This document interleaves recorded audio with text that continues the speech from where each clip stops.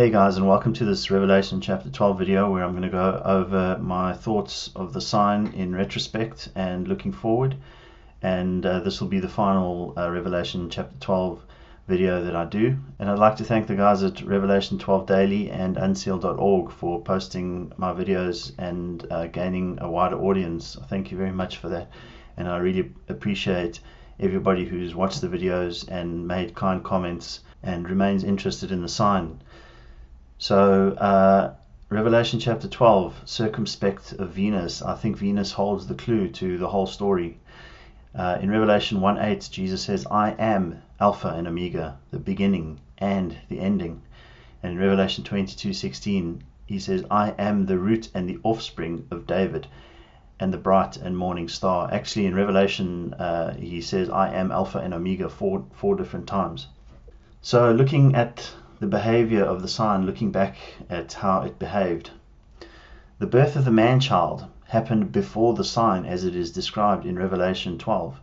On September the 9th, Jupiter had been birthed already. This was an indicator that the sign was a snapshot in time of a story being told in the heavens, which began before the sign and would subsequently continue after the sign. So God is telling us things in the heavens, and probably has been for the last 2,000 years, but nobody's really paid close attention. The sign didn't happen on a feast day. The sign was happening the day after Yom Teruah. God, in his incredible accuracy, would not have done this unless it was to indicate to us that the rapture was not going to happen on a feast day. The sign was placed at a time when those who look closely towards the feast of Israel would have recognized the extremely close coincidence between the sign and a feast day, and so associate Virgo with the woman Israel and Jupiter with the birth of Christ. The timing of the sign was the bait for the fish who were looking in the right area for the food. So my opinion about the calendars being out of kilter and having missed a leap year and all these kinds of things, I don't subscribe to that. And the reason why is because I believe that God is sovereign in all things, and that includes the calendar. He determined when the Julian calendar went to the Gregorian calendar. He determines exactly when the Hebrew calendar happened. We know that the Hebrew calendar was accurate because the blood moons fell exactly on Sukkot and on Passover in 2014 and 2015. So I find it very difficult to subscribe to the idea that very suddenly the calendars would be out of kilter. And also because we saw the sign was not on a feast day, I think this was an indication that the rapture of the church was not going to happen on the feast day. So it was still very close to the feast day to make sure that we would recognize it as being as closely associated with the calendar of God. But and it was a deliberate timing for us to know that the rapture of the church was not going to happen on a feast day. And I, like everybody else, of course, as you may know, watching the videos, automatically came to the conclusion that it must be on a subsequent feast day after the sign. So that's what has happened, and that's what everybody has thought. But the fact is, the Revelation chapter 12 sign, I believe, is 100% legitimate, and it started off as being a sign in the heavens, and we know that that sign in the heavens was post the birth of Jupiter. So the Jupiter had been born already. So I believe that God is saying to us, keep looking to the heavens. Look at what's happening in the heavens, because that is what's going to tell us when the rapture of the church is, and nothing else. So what does this mean for us to keep focused on the heavens? That's where God is telling us the story.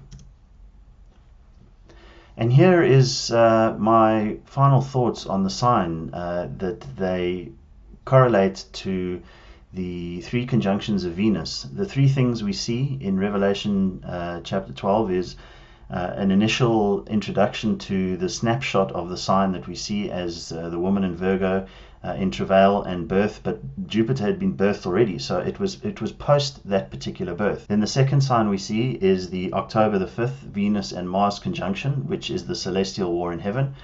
And then, as I've made clear in the other videos, Mars goes on to be the dragon, and then Venus moves its way down to Jupiter for the third major conjunction. And those three conjunctions are associated with the three major topics which happen in Revelation chapter 12. The Hebrew language is read from right to left or from east to west. And from the perspective of Earth, the planets travel along the ecliptic from right to left as well. Jesus Christ said that he is the bright and morning star, which is Venus. The Revelation chapter 12 sign is multidimensional. The sign's positioning signals the start of the story. Each conjunction which occurs after the sign is a single snapshot in time that is telling a particular part of the Revelation chapter 12 story. And although each snapshot is a prerequisite to understand and interpret the following section of the story, each snapshot should be considered separate from one another, each with its own binding interpretation. For instance, Jupiter, being birthed out of Virgo on the 9th of September, was separate from the 23rd of September sign. So this should not mean that the sign is when the church would be birthed. And obviously, hindsight is 20/20 vision, that we can see this now. It's merely telling us that the birth is about to happen and will be fulfilled at another, equally applicable sign in the heavens, which is separate to the sign, yet mutually inclusive. It's telling us a spiritual, literal, and a physical story in separate yet connected sections. So looking at the bright and morning star, which is Venus, Jesus Christ is what binds us all together. He's what we should look at. And I think that this is what draws the whole picture into one perfect story. Venus is the only planetary body which is involved in all three sections of the sign, as I'm about to go through. On September 23rd, Revelation 12 sign was the first snapshot. Israel is about to go into travail, and the church is about to be raptured. Venus was on the far right-hand side of the sign, the Alpha and the beginning. Jesus said, I am the Alpha, and Venus was on the far right-hand side. So in Hebrew, reading from right to left, that would be the beginning. On October the 5th, the Mars and Venus conjunction snapshot represented the war with Satan in the heavens, which is coming to its culmination, and he is about to be kicked out from this earthly dimension into ours. Here we saw Venus in transient, which is the war with Satan. Venus then moves down towards Jupiter, and on November the 12th we see a Jupiter-Venus conjunction where the head, being Venus, and the body, being Jupiter, meet together. And then Venus now exits on the far left-hand side of Virgo, the Omega and the end.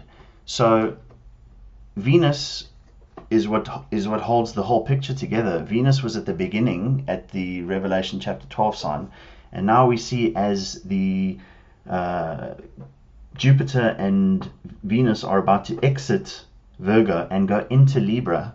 That then just leaves Mars in front of the woman, or in front of Virgo, which is Israel. So that's obviously going to be there's a lot of problems which are going to happen with Israel at the rapture of the church.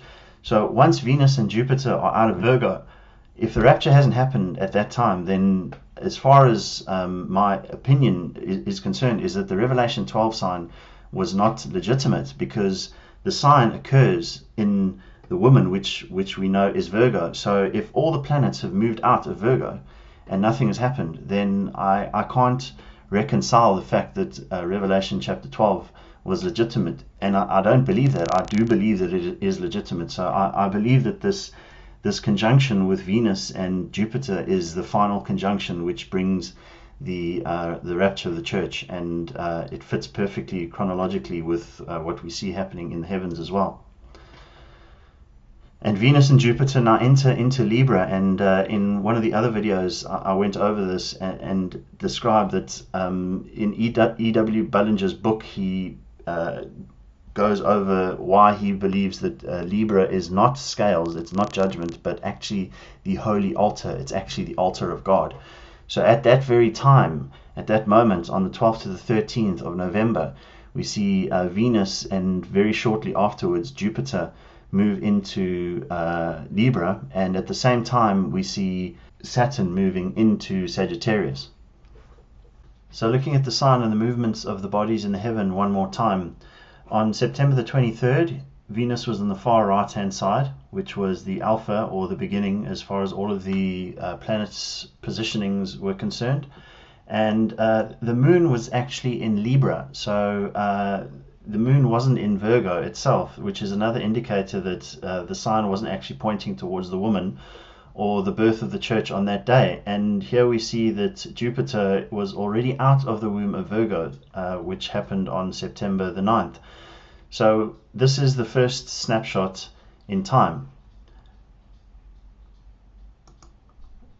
Then as we go on, we see the second snapshot, which was the October 5th Venus and Mars conjunction, which was a representation of the celestial war in heaven. Mars represented the dragon, and Venus represents Jesus Christ, the bright and morning star. This was the significant event which was in the heavens that represented the second sign. Then as we go on towards the November the 12th to the 13th, this is the final Venus and Jupiter conjunction. So in all three instances of these cases, Venus is involved. And from the beginning of the Revelation chapter 12 sign on the 23rd of September until this date, which is the 12th to the 13th of November, there were three conjunctions, and Venus was involved in all of those three conjunctions. Now we see Venus conjunct with Jupiter right on the border of Libra, and this is when we see the moon actually in Virgo. So the moon is now pointing towards the woman, and we see Venus, which is the bright morning star, Jesus Christ, that's the head of the church, meet with his body, which is the striped body. And also we see here Mars, which is the representation of the dragon, I believe, directly before the woman, as the child is caught up to heaven. So that's my final interpretation of the Revelation chapter 12 sign. Thank you for taking the time to watch my videos, and thank you to each and every one of you. May the Lord Jesus Christ bless you, may his face shine upon you, and may you be filled with the joy and the knowledge of the Lord, that he is coming to get us. The Lord Jesus Christ, he is coming to get us. Maranatha, Lord Jesus.